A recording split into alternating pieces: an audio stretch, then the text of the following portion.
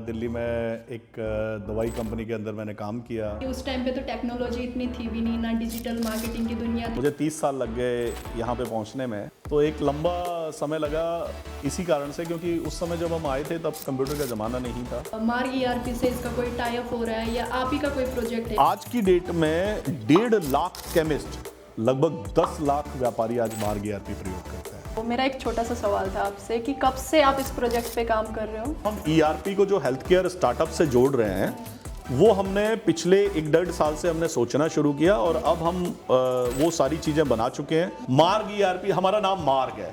मार्ग का नाम होता है रास्ता, जिसका कोई अंत नहीं होता। Welcome to Aryaman studio. मैं वर्षा पंत आपका स्वागत करती हूं अपने चैनल पे और आज मैं आपको मिलवाने जा रही हूं एक ऐसी पर्सनालिटी से जिन्होंने जीरो से स्टार्ट करके आज एक बहुत बड़ा एम्पायर खड़ा किया है, जिनका नाम है ठाकुर अनूप सिंह, जो है मार्ग ईआरपी के CMD. Welcome to our channel Anoop Singh sir. तो आप बताइए अपने बारे में कुछ, हम जानना चाहते हैं कि आपने कैसे अपनी जर्नी स्टार्ट करी, कैसे आपने इतने बड़े सपने देखे। सपने तो हर कोई देखता है और उन सपनों को आपने पूरा भी किया। तो आप स्टार्टिंग से अपनी जर्नी के बारे में हमें थोड़ा बताइए। मैंने अपनी ग्रेजुएशन मेरठ से करी थी और मेरठ से करने के बाद मैं दिल्ली आ गया। दिल्ली में एक दवाई कंपनी के अंदर मैंने काम किया और वहाँ से एक मुझे मौका मिला एक सॉफ्टवेयर बनाने का, ईआरपी बनाने का, जिसके माध्यम से हम उस पूरी कंपनी को आसानी के साथ चला सकें। तो वहाँ से मेरी जर्नी की शुरुआत हुई। उसके बाद 92 में ये जर्नी स्टार्ट हुई थी। 97 में हमने डिस्ट्रीब्यूशन के लिए सॉफ्टवेयर बनाना शुरू किया। 2000 में हमने कंपनी खोली। 2017 में हमने जीएसटी आया तो उस समय काफ़ी बूम किया और आज की डेट में एक लगभग 10 लाख व्यापारी आज मार्ग ईआरपी प्रयोग करते हैं। तो ये हमारी जो एक शॉर्ट जर्नी है वो आज 850 के करीब पार्टनर है पूरे देश में। कश्मीर से लेके कन्याकुमारी तक और जैसलमेर से लेके इम्फाल तक ऐसी कोई सिटी नहीं है जिसके अंदर मार्ग ईआरपी का ऑफिस नहीं है। लगभग हम लोग 19,000 पिन कोड पर आज अपनी सेवाएं दे रहे हैं। That's great. तो आपके दिमाग में ये आइडिया कैसे आया कि आपको सॉफ्टवेयर ही बनाना है? नहीं, ऐसा कोई आइडिया कोई सोचता नहीं है, ये एक जर्नी है। तो मेरी शुरुआत जब हुई तो मैंने देखा कि सबसे ज़्यादा जो दिक्कत आ रही थी वो दवाई के डिस्ट्रीब्यूटर, दवाई के रिटेलर, दवाई के मैन्युफैक्चरर्स, इनको बहुत दिक्कत आ रही थी।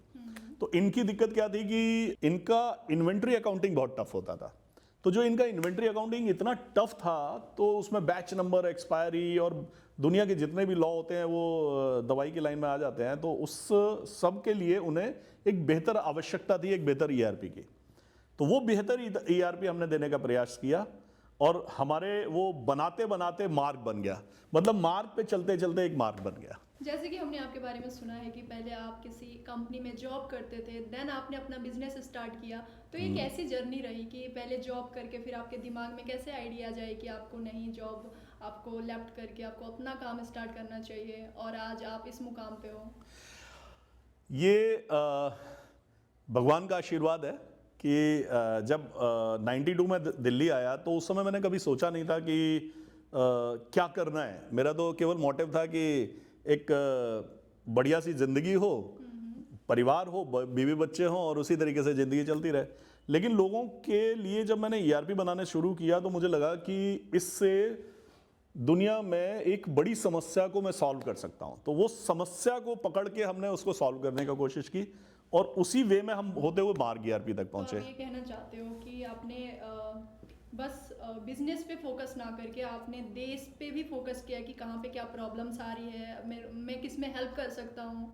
हाँ, इसमें मैं ये कहूँगा कि जब आप किसी एक समस्या को पकड़ के उसको सॉल्व करने की कोशिश करते हैं, उस समय में ना जितने भी इन्वेंट्री अकाउंटिंग सॉफ्टवेयर आते थे तो उसमें इन्वेंट्री नाम की कोई चीज़ नहीं होती थी, केवल अकाउंटिंग के सॉफ्टवेयर होते थे। किया था कि उस टाइम पे तो टेक्नोलॉजी इतनी थी भी नहीं, ना डिजिटल मार्केटिंग की दुनिया थी। तो उस टाइम पे तो लोगों को पता ही नहीं था कि सॉफ्टवेयर होता क्या है, ना कंप्यूटर्स हुआ करते थे उस टाइम पे। हाँ, ये तो एक आपके लिए तो और टफ रहा होगा वो एक टाइम। बहुत टफ जर्नी थी और इसीलिए शायद इतना समय लग गया।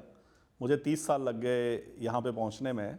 92 से आज 2024 चल रहा है, 25 स्टार्ट हो गया है। तो एक लंबा समय लगा इसी कारण से क्योंकि उस समय जब हम आए थे तब कंप्यूटर का ज़माना नहीं था और आज बहुत कुछ बदल चुका है। आज स्टार्टअप का ज़माना है, सरकारें सपोर्ट करती हैं और मतलब डिफरेंट टेक्नोलॉजीज़ पे लोग काम कर रहे हैं, टेक्नोलॉजीज़ को पढ़ाने वाले भी हैं, टेक्नोलॉजी को सिखाने वाले भी लोग हैं, तो वो हमारे लिए एक टफ जर्नी थी। लेकिन आज की डेट में अगर बात करें तो ये थोड़ी आसान हो गई है और इसीलिए हम बहुत बड़े बड़े सपने देख रहे हैं। आज हमारे सपनों की जो हमने बेस बनाया था, आज अगर मैं बात करूं कि जैसे मैं हमेशा बोलता हूं कि मेरे 10 लाख कस्टमर तो हैं, लेकिन मैं हमेशा हेल्थ केयर के बारे में बात करता हूं। तो हेल्थ केयर में इसलिए बात करता हूं क्योंकि इससे ना 140 करोड़ लोग जुड़े हुए हैं। तो हेल्थ केयर क्या आपके जैसे मार्ग ईआरपी से इसका कोई टाई अप हो रहा है या आप ही का कोई प्रोजेक्ट है, क्या है हेल्थ केयर? नहीं, हेल्थ केयर को अगर डिफाइन करें, कंपनी से क्या लेना देना? हाँ, हेल्थ केयर का क्या लेना देना है, क्योंकि मेरी शुरुआत, मुझे पहली रोटी जो मिली, पहला मुझे सैलरी मिली वो सैमसंग लेबोरेटरी से मिली, जो कि एक दवाई कंपनी थी। तो और मेरी जो शादी हुई तब मैं एक दवाई कंपनी में नौकरी कर रहा था, जिसकी वजह से मेरी शादी हुई। तो मैं समझता हूँ कि दवाई से मेरा एक बहुत जुड़ाव है और मैंने इसी ट्रेड में, आज अगर बात करें, मैंने 3500 मैन्युफैक्चरर्स को देश के कंप्यूटराइज किया, जिनका एज पर WHO GMP सारे रिकॉर्ड्स उससे निकलते हैं, उनकी लाइफ ईजी हुई। फिर मैंने डिस्ट्रीब्यूशन को पकड़ा। आज 80,000 के करीब फार्मा डिस्ट्रीब्यूटर और स्टॉकिस्ट और थर्ड पार्टी मैन्युफैक्चरर्स हैं जो आज मार्ग ERP से अपनी इन्वेंट्री, अकाउंटिंग, GST रिटर्न्स भर रहे हैं। फिर हमने केमिस्ट पे फोकस किया। जब हमने केमिस्ट पे फोकस किया तो आज की डेट में 1.5 लाख केमिस्ट, वैसे तो हम 2.5 लाख केमिस्ट सॉफ्टवेयर बेच चुके हैं अब तक, और देश के अंदर टोटल जो कंप्यूटराइज एक्टिव केमिस्ट हैं वो 2.5 लाख के करीब हैं और 12 लाख के करीब टोटल केमिस्ट हैं।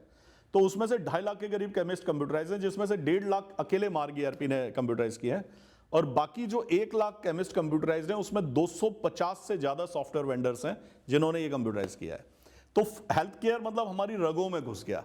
तो हमें लगा कि चलो इस जन्म में केवल एक ही सेगमेंट को ठीक करते हैं, क्योंकि हर सेगमेंट में तो हम नहीं जा सकते। वैसे अगर मैं बात करूं FMCG में तो 35,000 के करीब किराना शॉप और 50,000 के करीब FMCG डिस्ट्रीब्यूटर्स और 65,000 के करीब रेस्टोरेंट, ज्वेलरी, ऐसे डिफरेंट ऐसे करके अगर हम बात करें तो 10 लाख हमारे यूजर्स हैं डिफरेंट ट्रेड में जो हमारे मार्ग ERP से अपनी अकाउंटिंग कर रहे हैं। आपकी काफ़ी प्यारी जर्नी रही है और आपने काफ़ी कुछ कर भी लिया है लाइफ में।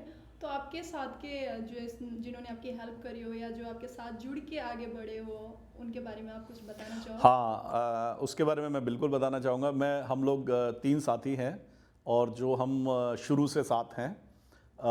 मिस्टर महेंद्र सिंह हैं जो मेरे मित्र हैं और मेरे भाई से बढ़ के हैं वो, और मेरी जर्नी उनके साथ शुरू हुई थी। और उसके बाद जो तीसरे पार्टनर हैं हमारे, वो सुधीर हैं जो मेरे सगे भाई हैं छोटे। तो हम तीनों ने ये काम शुरू किया था एक पेड़ के नीचे से। वो लंबी कहानी होगी, बार बार मैं पेड़ के नीचे से बोलता हूँ। तो मतलब आज की डेट में अगर कोई अनूप सिंह को जानता है तो जानता है उसकी जर्नी कैसी थी। तो हमने एक पेड़ के नीचे से तीनों भाइयों ने शुरू करके यहाँ तक पहुँचे।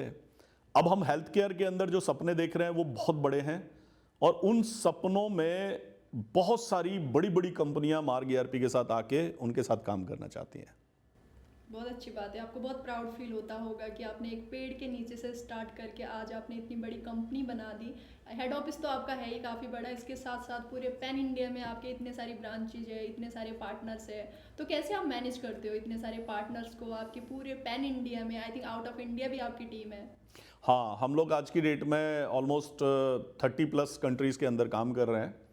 और जब मैं दूसरों की इन्वेंट्री अकाउंटिंग को बेहतर बना सकता हूं तो सबसे पहले तो मैं अपने लिए सोचूंगा।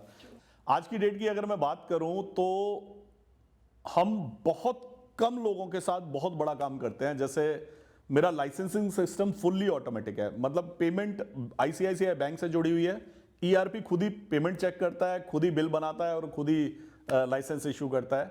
जो काम 100 लोग करते हैं वो काम हमारा सिस्टम करता है। तो मैंने सबसे पहले अपने सिस्टम्स को बहुत मजबूत बनाया, इसीलिए आज की डेट में मुझे काम को संभालने में कोई भी प्रॉब्लम नहीं होती है। मेरी 80% टीम सपोर्ट के लिए काम करती है और 20% में हम अकाउंट, सेल्स और बाकी चीज़ें देखते हैं।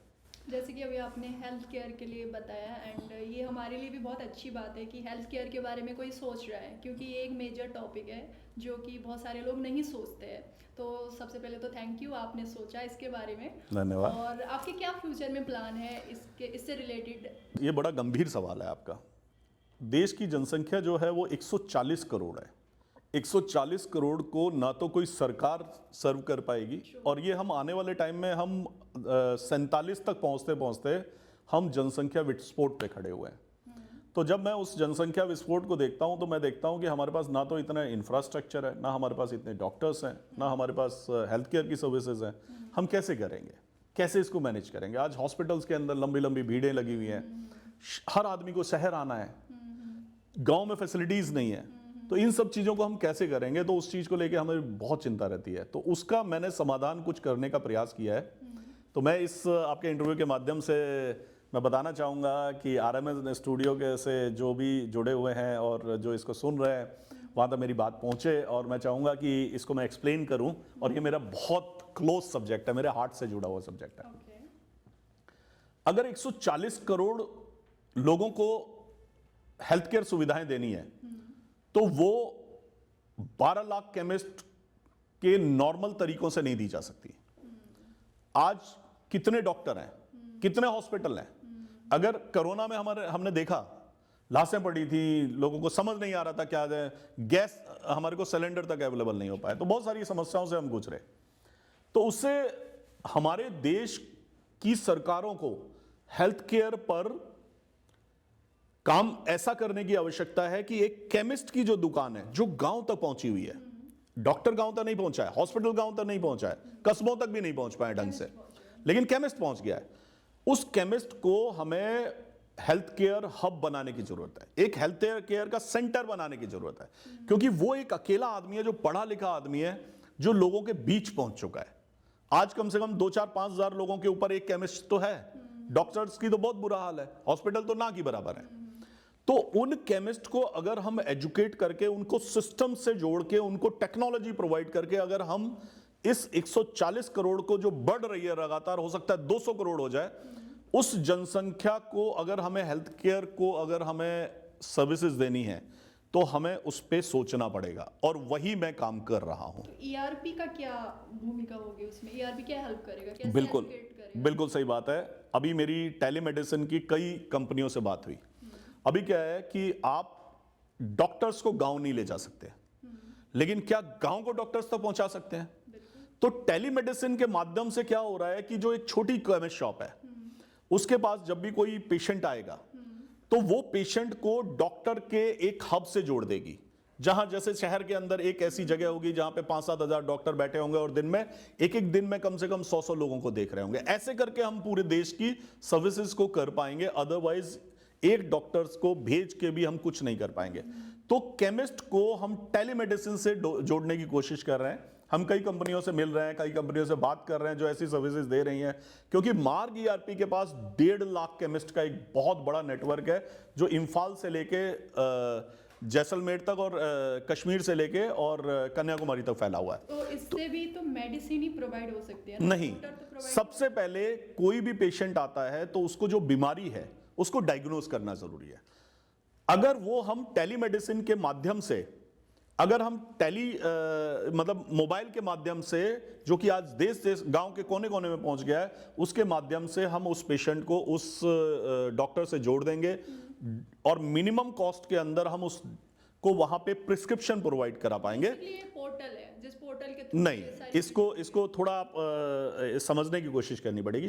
पेशेंट एक केमिस्ट के पास आया, केमिस्ट ने उसको एक लिंक क्रिएट किया, उसको व्हाट्सएप आया, उसने क्लिक मारा, वहां पे उसके पास एक ऐप खुल गई। उसने डॉक्टर से बताया कि सर मेरे गले में यहाँ दर्द है, टॉन्सिल हो रहा है, ये हो रहा है, बुखार आ रहा है, दांत में दर्द है। उसने जो भी मेडिसिन देनी है, जो भी उसको बताना है कि आप ये कर लीजिए, वो सारी चीजें वो वहां पे प्रिस्क्राइब करेगा, वो केमिस्ट के पास आ जाएगी और केमिस्ट उसको क्या करेगा, वही मेडिसिन उसको प्रोवाइड करा देगा। और अगर उसे हॉस्पिटल जाने की जरूरत है, जो कि जनरली नहीं होती है, 80% में नहीं होती है, तो वो उस काम के लिए केवल हॉस्पिटल जाएगा। मतलब गांव के अंदर अगर 10,000 लोग हैं तो 10,000 लोगों में से वो फिल्टर हो पाएंगे जितने लोगों को हॉस्पिटल जाने की जरूरत है। हाँ जी, तो ऐसे ही हम और भी काम कर रहे हैं। जैसे एग्जांपल लीजिए, टेलीमेडिसिन के साथ और भी आ जाते हैं, मैं आपको और एक्सप्लेन करता हूं। अब लेबोरेटरीज हैं, आप क्या सोचते हैं कि आप अलीगढ़ के अंदर तो लेबोरेटरीज हैं, लेकिन क्या हाथरस के पास जो इंटीरियर कस्बा है वहां पे लेबोरेटरीज होंगे? नहीं होंगे। तो हमको क्या करना पड़ेगा? हमको केमिस्ट को इक्विप्ड करना पड़ेगा। केमिस्ट लेबोरेटरी के लेबोरेटरी से जुड़ जाएगा।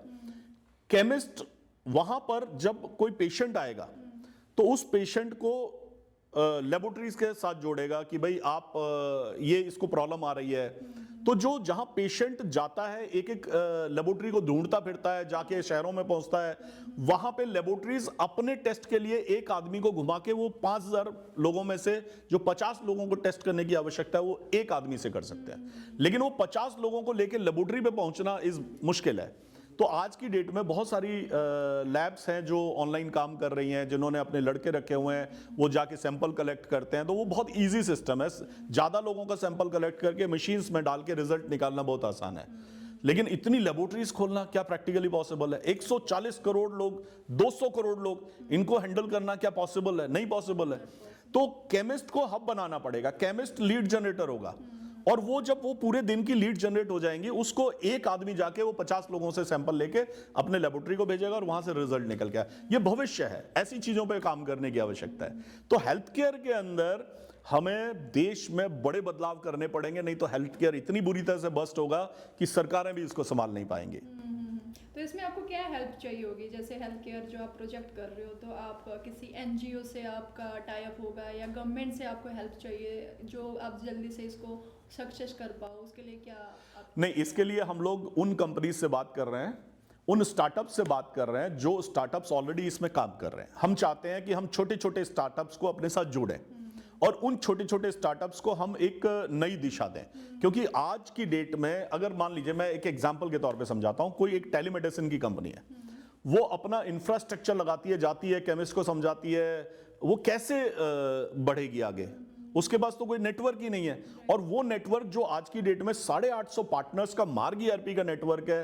आज 10-12 हज़ार लड़के मार्केट में घूम रहे हैं, आज 8 लाख से ज्यादा हमारे यूजर्स हैं, 1.5 लाख से ज्यादा केमिस्ट हैं, तो एक ऑलरेडी नेटवर्क बना हुआ है। उसी नेटवर्क के ऊपर अगर हम इसको प्रोजेक्ट को लेके आएंगे तो निश्चित तौर पर टेलीमेडिसिन जैसी कंपनी के स्टार्टअप्स को हम लोग बहुत फास्ट ग्रो करा सकते हैं। जैसे मैं अगर बात करूं कि चलिए लेबोरेटरी टेस्ट के लिए मैं आज किसी लेबोरेटरी थायरो केयर के साथ, हेल्थियन के साथ, या बहुत सारी और अपोलो की है, डॉक्टर लाल पैथ है, तो ऐसे बहुत सारी कंपनीज हैं जिनके साथ हम लोग अगर केमिस्ट को इंटीग्रेट करा दें। और केमिस्ट के पास क्या होता है, डॉक्टर जब पर्चा लिखता है तो पहला पर्चा केमिस्ट के पास आता है और उसी पे लिखा होता है ये वाले टेस्ट।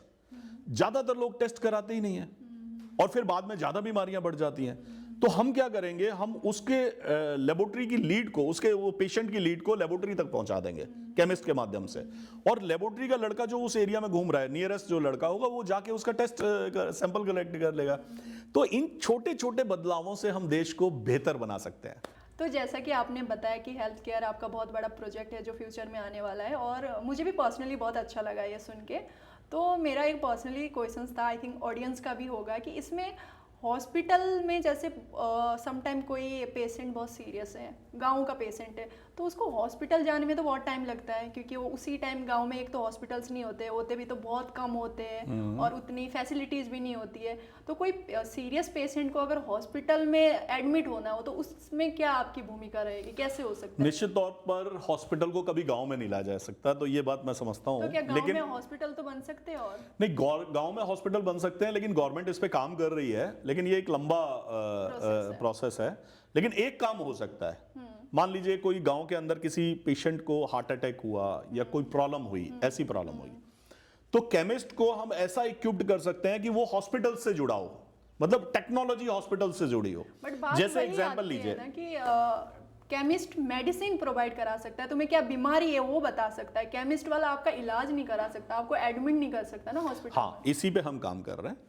हम ये आपके लिए कोशिश कर रहे हैं। क्या होता है कि जब पेशेंट आता है तो पेशेंट पहली बात तो कहाँ जाना है, किस हॉस्पिटल में जाना है, किससे मिलना है, डॉक्टर कौन है, और उसको जो फर्स्ट एड चाहिए, नॉलेज चाहिए, फर्स्ट एड चाहिए, पहली जो उसके दवाइयाँ चाहिए, वो कैसे होंगी।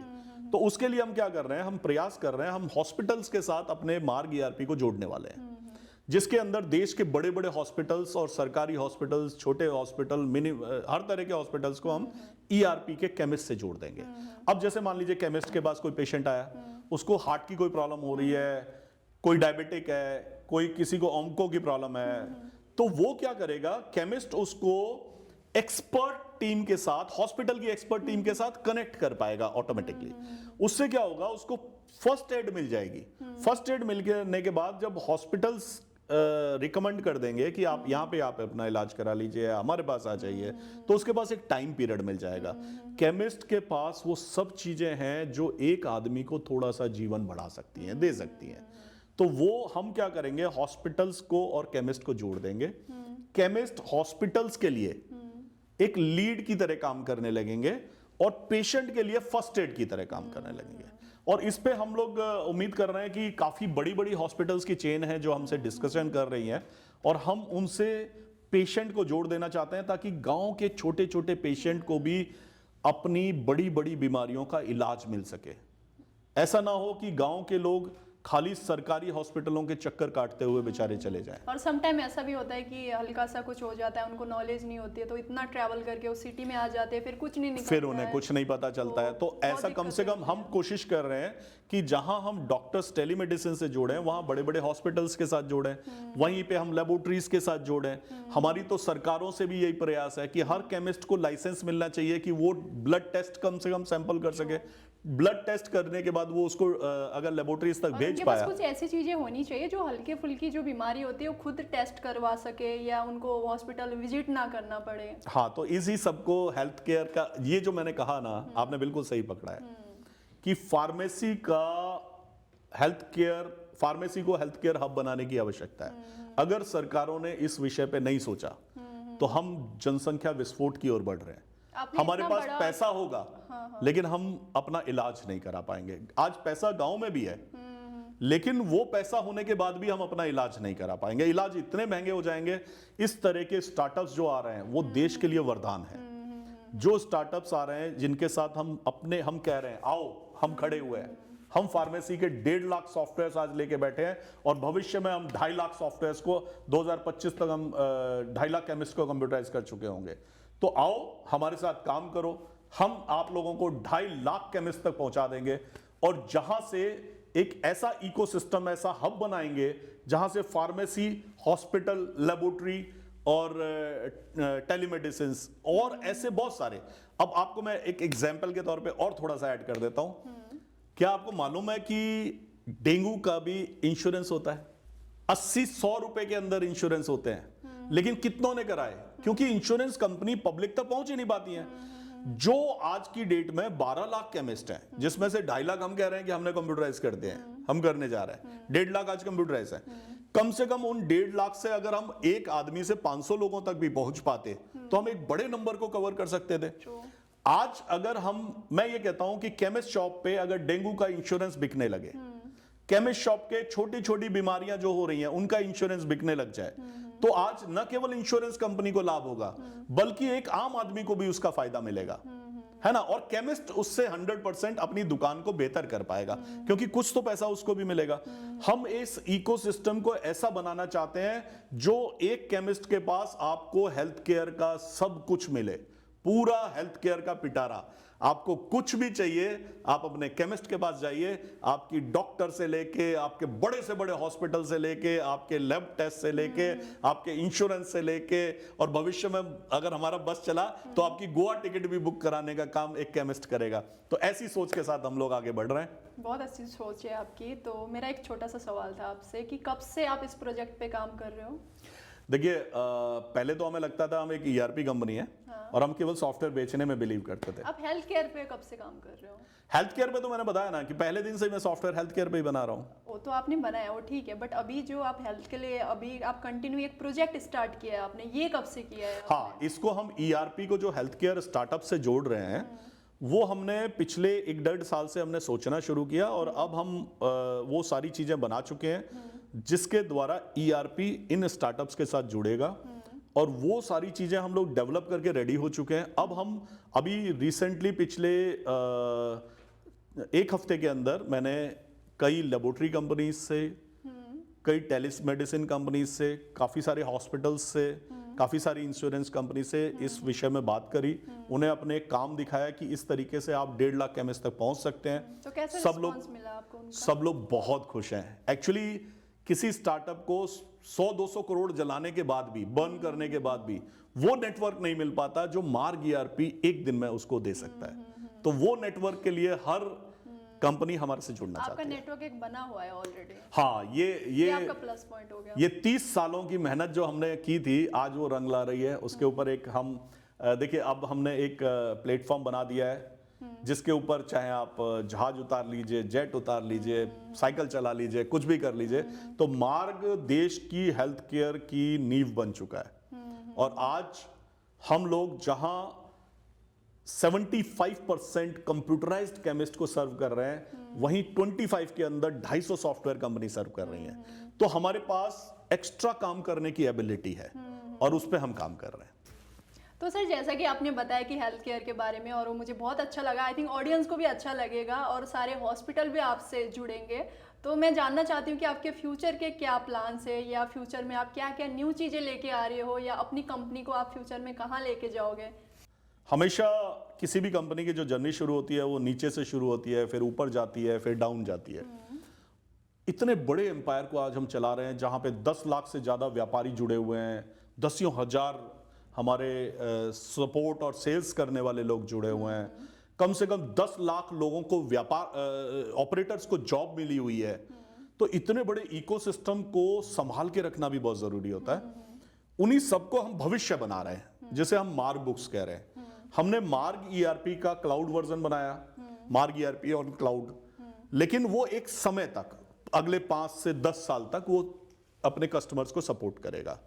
जैसे टेक्नोलॉजी बदलती जाएगी, तो आज टेक्नोलॉजी वेब क्लाउड की है, तो वेब क्लाउड के ऊपर हमने मार्ग बुक्स बनाया है। तो जो हमारा मार्ग बुक्स है वो मार्ग ईआरपी की जगह लेगा, और मार्ग ईआरपी के अंदर वो सारे फीचर्स हमने मार्ग बुक्स में डाले हैं। तो हमारे कस्टमर को कोई भी फीचर ऐसा नहीं होगा कि उसको एडजस्ट करना पड़े। तो जो भी आज डेस्कटॉप पे सॉल्यूशन चला रहे हैं, तो वो हम लेके आए हैं। फिर हम चाहते हैं कि हर डिस्ट्रीब्यूटर, हर रिटेलर के पास उसकी अपनी वेबसाइट हो, तो इसलिए हमने मार्गमार्ट बना रहे हैं, marmart.com, जिसके अंदर हम हर डिस्ट्रीब्यूटर और हर रिटेलर को जोड़ने लगे हैं। वो आज की डेट में 250 से ज्यादा डिस्ट्रीब्यूटर्स को सर्व कर रही है।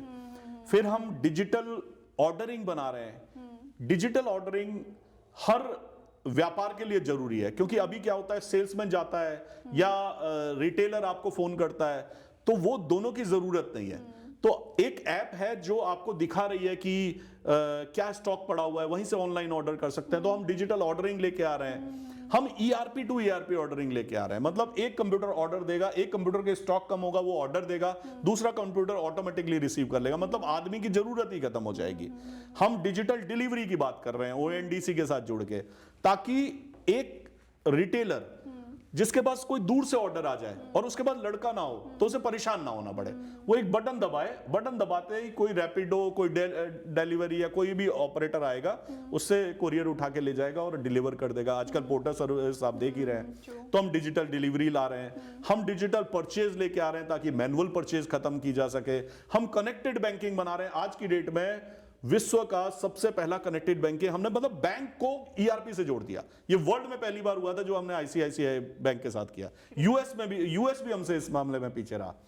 तो हम एसबीआई के साथ, एक्सिस बैंक के साथ और बहुत सारे एचडीएफसी बैंक के साथ हम लोग काम कर रहे हैं। अभी हमने 3 बैंकों को ऑलरेडी लॉन्च कर दिया है, आईसीआईसीआई, एक्सिस और जे&के बैंक। एसबीआई बैंक क्यू में है, कभी भी 1 महीने के अंदर लॉन्च हो सकता है। ऐसे करके हम 10 बैंक से इंटीग्रेट कर रहे हैं ईआरपी को। तो वो हम लेके आ रहे हैं। हम ई कॉर्ड लेके आ रहे हैं, ईच कंपनी ओन डेटा। आज की डेट में मैन्युफैक्चरर को डेटा विजुअलाइज ही नहीं हो पा रहा है। डेटा कंपनी को जब पता ही नहीं चलेगा मेरा स्टॉक कहां पड़ा हुआ है, मेरी सेल कहां हो रही है, कौन से पिन कोड पे मेरी सेल है, कौन से पिन कोड मेरे लिए काम नहीं कर रहे हैं, तो वो कभी भी ग्रोथ ही नहीं कर पाएगी। तो उसके लिए हम ईच कंपनी ओन डेटा लेके आ रहे हैं। इससे क्या होगा कि कंपनीज को उसका डेटा रेगुलर बेसिस पे मिलता रहेगा, डिस्ट्रीब्यूटर्स से। रिटेलर्स पे भी ये हम करेंगे। कल की डेट आप में एक बिजनेसमैन को सारी फैसिलिटीज आप प्रोवाइड करा रहे हो, उसको कहीं और जाने की जरूरत ही नहीं पड़ रही है। हम इस देश के हेल्थ केयर सिस्टम को एक इकोसिस्टम बनाने जा रहे हैं। That's great. और जो भविष्य में आपस में इतनी अच्छे तरीके से कनेक्टेड होंगे कि भविष्य में उस इकोसिस्टम से बाहर जाने की आवश्यकता ही खत्म हो जाएगी। तो हम एक बेहतर भारत बना रहे हैं। मार्ग ईआरपी, हमारा नाम मार्ग है। मार्ग का नाम होता है रास्ता, जिसका कोई अंत नहीं होता। हम आज ये बना रहे हैं, कल और कुछ बनाएंगे। हमारी नेक्स्ट जनरेशन हमारी इसमें आ चुकी है। मेरा बड़ा बेटा जो महेंद्र जी का सबसे बड़ा, हमारे घर का परिवार का सबसे बड़ा बेटा है, वो मार्क बुक्स बना रहा है। उनका छोटा बेटा मार्क बुक्स को सेल करने का, लोगों तक पहुंचाने का काम कर रहा है। हमारे एक पार्टनर के 2 बेटे आ चुके हैं। अभी मेरा एक बेटा पढ़ के ऑस्ट्रेलिया से वापस आया, वो मार्क मार्ट बना रहा है। हमारे सारे बच्चे, हमारे 7 बच्चे हैं, हमारा भविष्य, हमारे अगले भविष्य की तैयारी कर रहा है। तो कुल मिला के मार्ग ईआरपी एक रास्ता बना रहा है जिसपे देश का हेल्थ केयर चलेगा। बहुत अच्छा लगा कि आपके फ्यूचर के जो प्लान्स है काफ़ी इंटरेस्टिंग है, और ऐसे है कि आपने छोटे छोटे बिजनेसमैन से लेके बड़े बड़े बिजनेसमैन को मद्देनज़र रखते हुए ये आपने क्रिएट किया है। अदरवाइज लोग ज़्यादातर हाई प्रोफाइल वाले लोगों को ही देख के करते हैं क्योंकि उनको वहाँ से बिजनेस जनरेट होता है। तो आपने बहुत छोटे व्यापारियों को मद्देनज़र रखते हुए ये सब किया, तो उसके लिए आपके इस बात पे मैं एक बहुत बढ़िया बात कहना चाहूंगा कि मेरे पास एक भी कॉर्पोरेट कस्टमर नहीं है। तो आज आपके मैं पास सारे देश का small सबसे बड़ा traders हैं। सॉफ्टवेयर हूं, हर गली में मार्ग लगा मिलेगा, लेकिन कोई भी कॉर्पोरेट ये नहीं कह सकता है कि मार्ग ईआरपी से हम अपना, कोई हमारे पास आके उसी 8,000, आज तो 9,000 केमिस्ट का रेट कर दिया है। चाहे एक कॉर्पोरेट आए, चाहे एक छोटी दुकान आए, हम आज भी छोटी दुकान को फोकस करते हैं, और इसीलिए शायद मार्ग ईआरपी का प्राइस केमिस्ट के लिए 9,000 रुपए का है, जबकि सॉफ्टवेयर सबसे महंगी चीज होती है। 12,600 के अंदर हम डिस्ट्रीब्यूटर को सॉफ्टवेयर दे देते हैं। तो ये हमने एक प्राइस को भी इसीलिए ध्यान में रखा है कि हम कॉर्पोरेट को फोकस भी नहीं करते। कॉर्पोरेट हमसे इसलिए मिलना नहीं चाहता क्योंकि वो कहता है मेरे लिए ये बना दो, वो बना दो, हम कहते हैं तेरे लिए कुछ नहीं बनाएंगे। तो हम नहीं चाहते हैं कि कॉर्पोरेट हमसे सॉफ्टवेयर खरीदे, लेकिन भविष्य में कॉर्पोरेट के लिए जो हम रास्ता बना रहे हैं जिसपे चल के कॉर्पोरेट अपने एम्पायर को और बड़ा कर सकेगा, छोटे छोटे मैन्युफैक्चरर, छोटे छोटे डिस्ट्रीब्यूटर अपने आप को ग्रोथ कर सकेंगे, वो हम रास्ता जरूर बना रहे हैं। काफ़ी अच्छी प्लानिंग है आपकी, and all the best for your future projects. और हमारे पॉडकास्ट पे आने के लिए थैंक यू, और आपकी जर्नी हमसे शेयर करने के लिए थैंक यू सो मच। और आई विश कि आपके सारे प्रोजेक्ट्स कंप्लीट हो। Thank you so much. Thank you, नमस्कार।